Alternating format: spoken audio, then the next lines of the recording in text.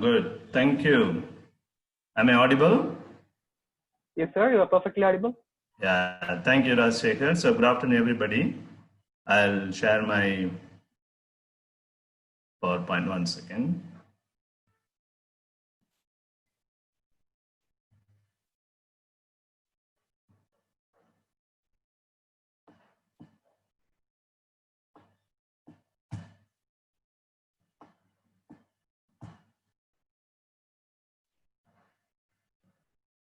Yes. Are you able to see the slide?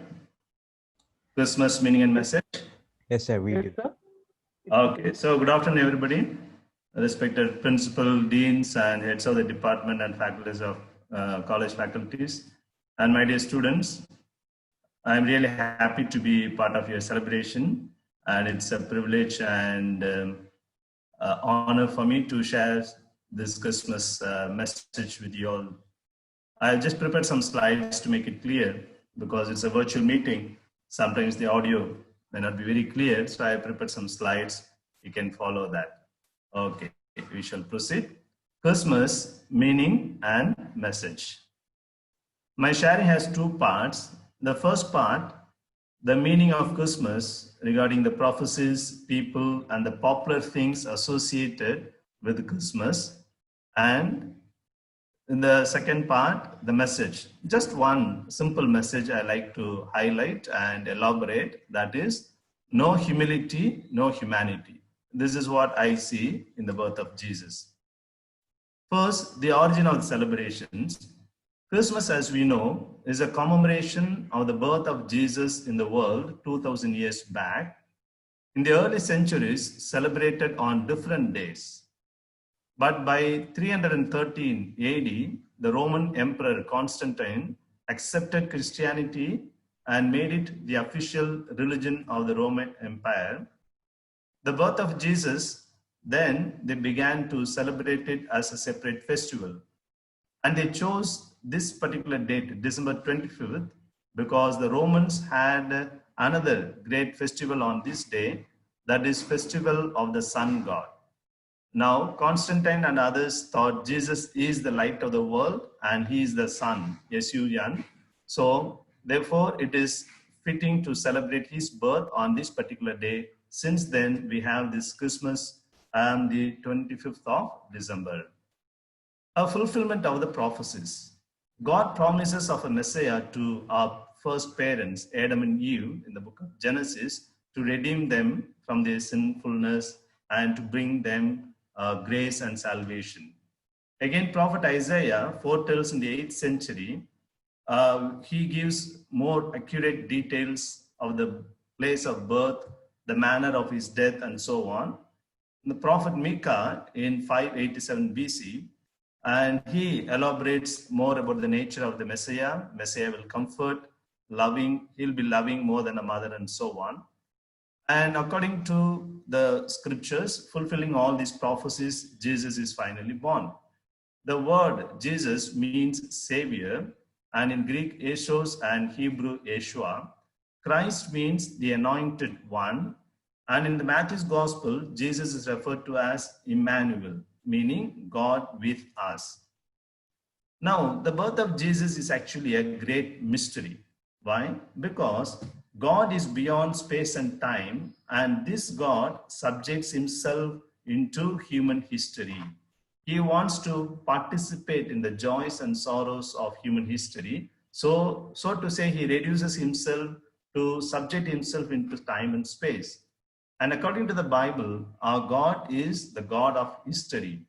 It's not that God once upon a time created the world and human beings and forgot all about them, but he wants to accompany them. Since God has taken initiative to reach us, we come to know that there is someone called God. Because we are bound by space and time, and we cannot even think of someone being beyond space and time.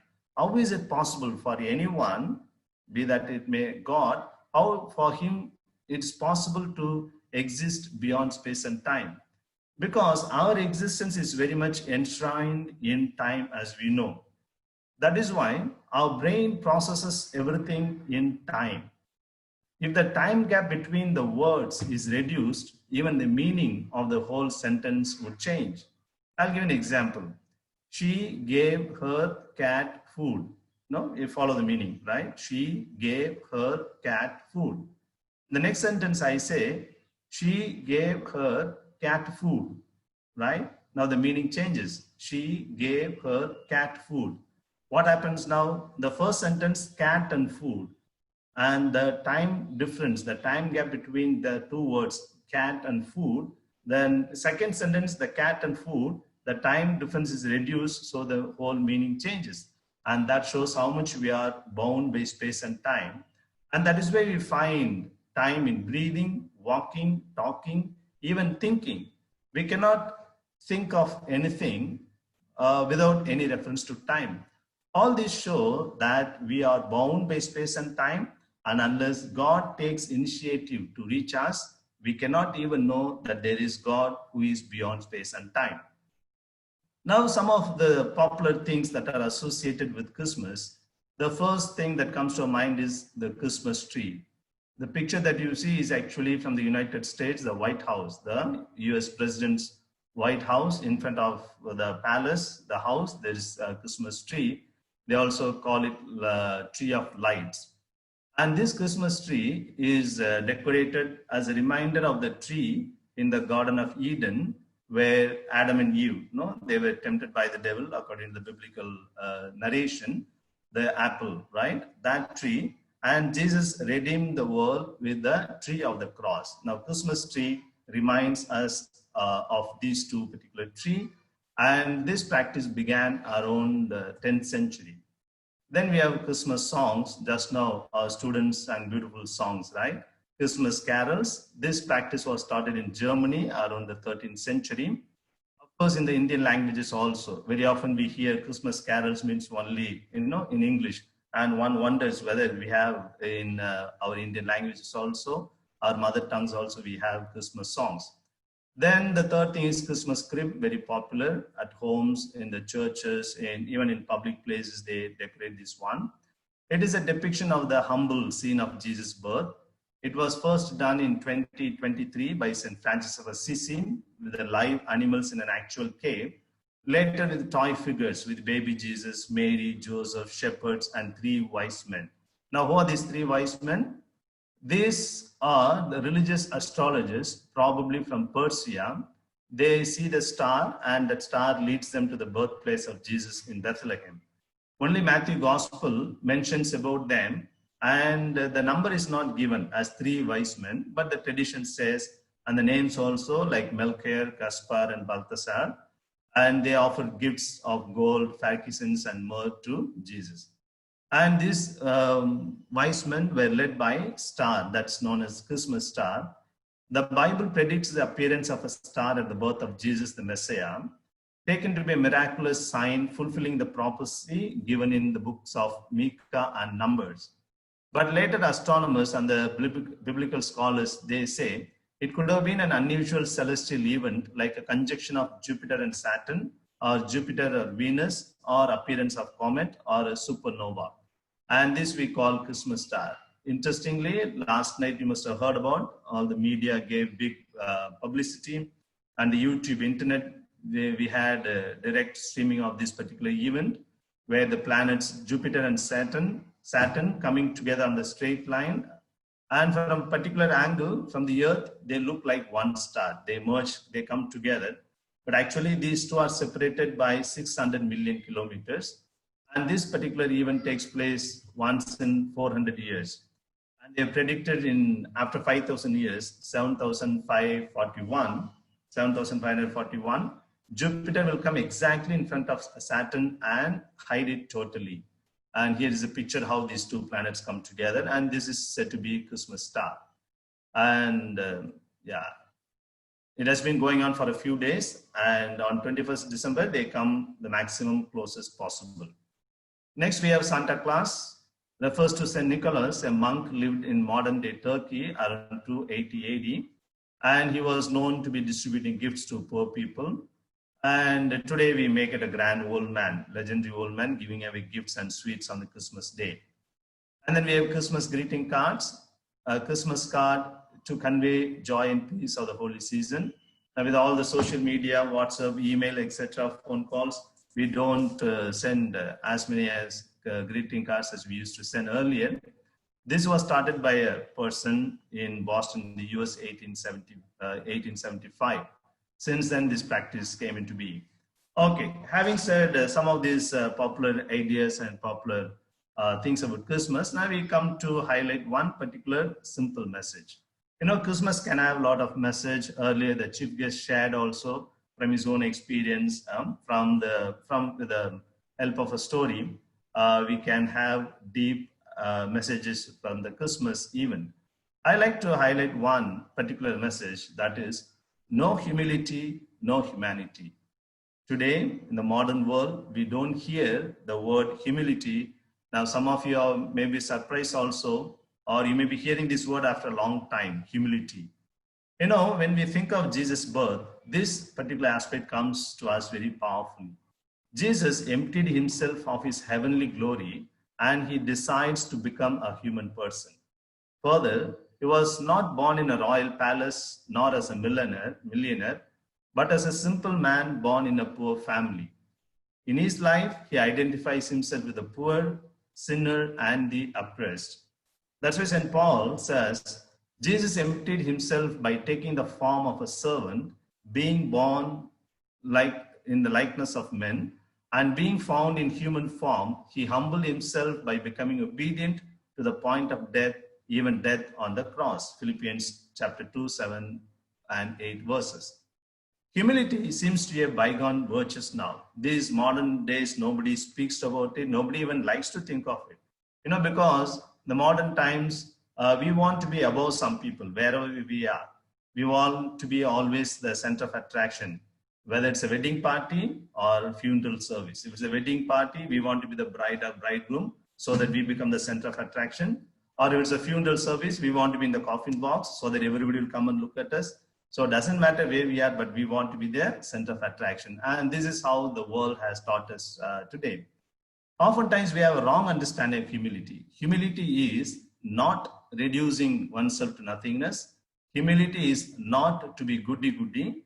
Humility is not to lose one's self-image and self-dignity. Then what is humility then? Perhaps we can say humility is a deeper awareness that I need God, others, and nature for the fulfillment of my life. If there is no God, if there is no others, if there is no nature, my life is not possible. This deeper realization is humility. I am what I am today is because of others. If I'm able to walk and talk, it is because of others.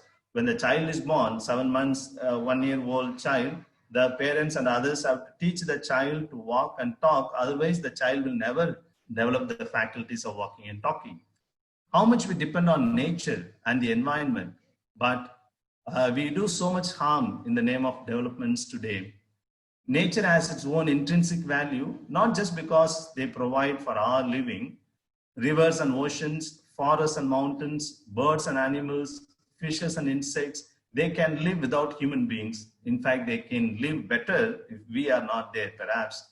But we, human beings, cannot live without them. And that much we depend on nature. No justification for arrogance, either as individuals nor as a whole humanity. Whole human species, we also cannot be arrogant because we very much depend on the others. And individuals as human beings also, we cannot be arrogant. In my opinion, arrogance is the result of ignorance. Only ignorant people can be arrogant at all. Ignorance of the existential facts of life. In the world today, due to arrogance, there is no peace, no harmony, no love, no care, no tolerance. The world is full of violence and bloodshed and so on. You know, this humility is taught not only by the scriptures or the holy men and holy women or the Bible or religion. Even science, modern science, teaches us to be humble. That is what we realize. Our knowledge will never be limited. No matter how many centuries we progress, we will be limited. We will never know how much we don't know, because all that we know is what we know.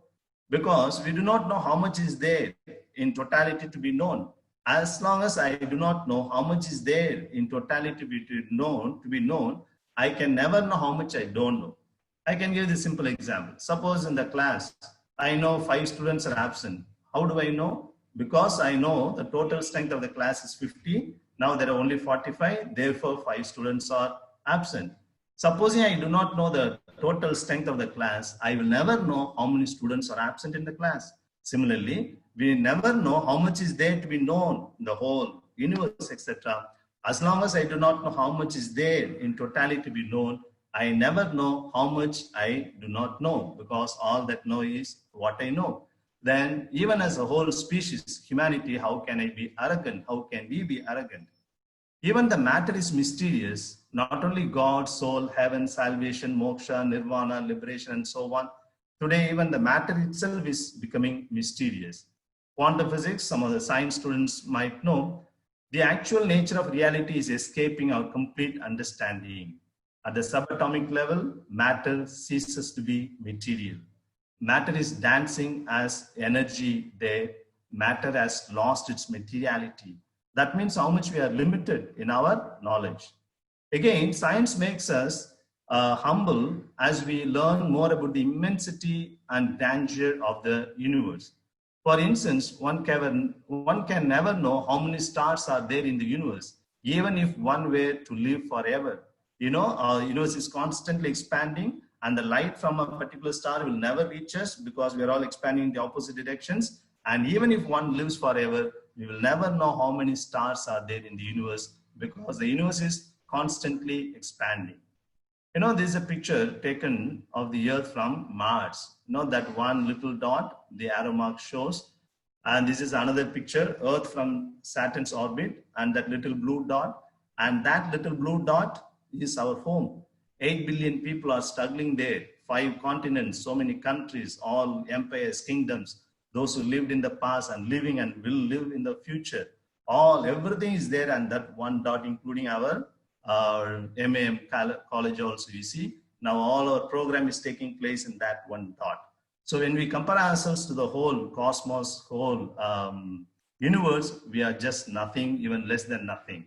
Even within the solar system, we are just dot. When we go out of solar system, we just become invisible. We can never know the immensity of the universe either, because the visible universe is 93 billion light years wide, but the invisible universe is 150 sextillion times larger than the visible universe. And you know, recently, last week, 14 December, University of Tokyo has located the oldest and the most distant galaxy, and they given this name, GNZ11, 13.4 billion light years away.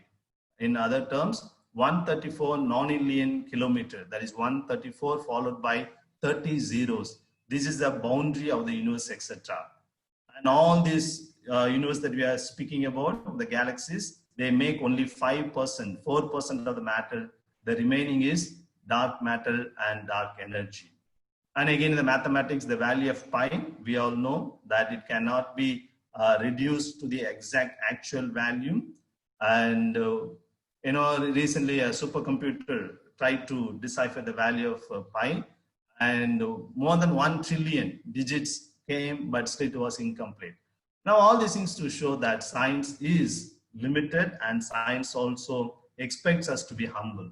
Science can never explain why are these forms of laws that we find, the natural laws that characterize the universe. Why do the events of a natural universe follow these particular laws rather than some other laws?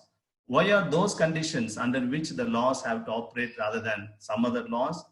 And our existential experience of consciousness, no matter how much we develop, we'll never understand what consciousness is. And sometimes people try to reduce our consciousness to the functions of brain, and it is not proper. That's called the theory of reductionism, because the consciousness and brain both are related, but consciousness cannot be reduced to brain. And looking for consciousness in the brain is like looking inside a radio for the announcer. You know, the announcer is not sitting in the radio and making the announcement. Again, all these things to show that science is limited, and all these questions are beyond the capacity of science, and they are implicitly questions about God. If science says all that is not captured by science is not reality, then it would be like a fisherman is claiming that all that what is not caught in his net is not fish. So it will be as foolish as that. So that shows that how science is limited. Therefore, science is also expecting us to be humble. And that's what I find the message in the Christmas also. Christmas is a reminder and an invitation to be humble, human, and humane. This realization makes us as individuals and as whole humanity humble. And that humility leads us to be wise. So the birth of Jesus demands us, teaches us to be humble. Today, on the other hand, the modern science also invites us to be humble. And when we are humble, naturally we'll be wise. So let us be wise, not otherwise. Be wise, not otherwise. Otherwise, this is the danger. This man sitting on the same branch and cutting. So that will be a distraction for individuals and the whole humanity. And finally, in the modern society, due to our arrogance and inhuman treatment to nature and to one another, we become less and less in everything. And what is that? Our communication becomes wireless. Our telephone is cordless. Our youth, jobless. Our food, fatless. Our conduct, worthless. Our mistakes, countless. Our arguments, baseless. Our prayers, devotionless. Our charity, heartless. Our dress, topless. Our faces, smilesless. Our relationships, loveless. Our attitude, careless. Our feelings, heartless. Our politics, shameless. Our education, valueless. Our speeches, pointless, but not this one that I'm making, other speeches. And our job, thankless. Our boss, brainless, perhaps always. All the bosses are like that. Our income, very, very less. Our emails, useless. Our society, godless. And in this situation, in my opinion, my dear friends, if you proceed with the less and less, one day we may become totally vacuum and empty within ourselves. Before that happens, let us become wise and not otherwise. And let us turn to God, because only God is endless. Let me stop here, my dear friends, otherwise I'll become breathless. Okay, so I stop here. So I thank everybody for this wonderful opportunity, and I'm wishing you all a very happy and Merry Christmas and a prosperous and COVID-free 2021. Okay, so good. Thank you very much. God bless you all.